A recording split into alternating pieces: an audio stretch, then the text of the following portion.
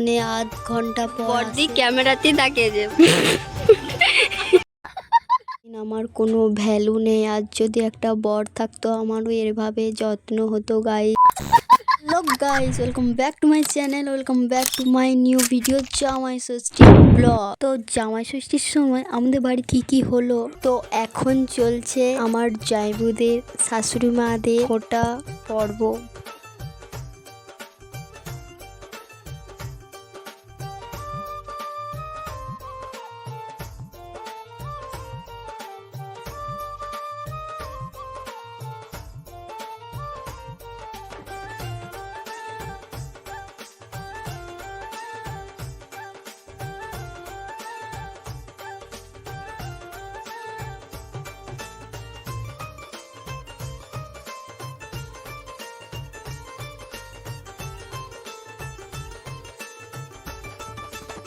তো এখানে শাশুড়ি মাদের ভিড় লেগে গেছে।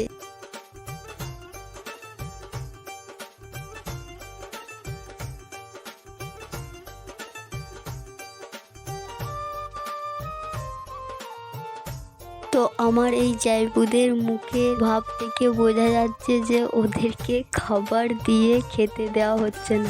খাবার থালা দিয়ে তোরা এখন বরণ করি যাচ্ছিস, ওরা তো খেতে করো। তুমি আগে সুসারাই খেলে। তোমরা এতক্ষণ একটা কথাই ভাবছো যে এখানে সবাই আছে, আমার দিদি জামাইবুরা কয়। তো আমার দিদি জামাইবুদের একটু আসতে লেট হয়েছিল, তাই আমার জামাইবুরা আর খিদেই থাকতে পারছিল না, তার জন্য তো ওনারা তারপরে আবার বরণ শুরু হয় গাইস।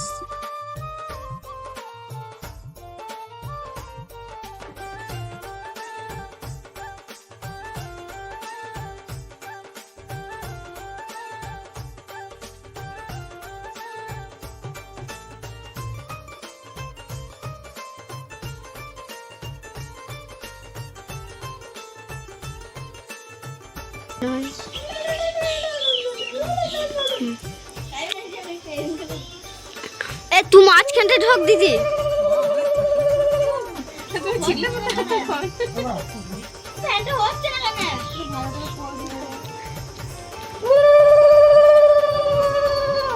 ও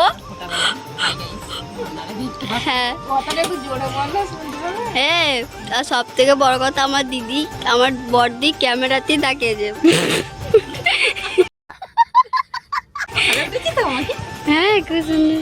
ক্যামেরা করতে ভালোবাসে। মেয়েরা দেয় না, জানো তো।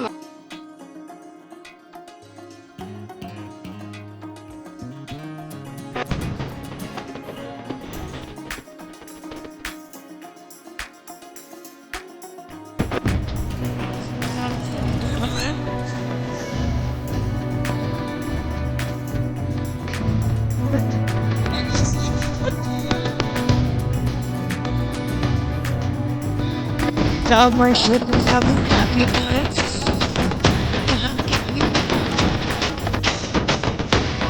Trouble coming. Take it.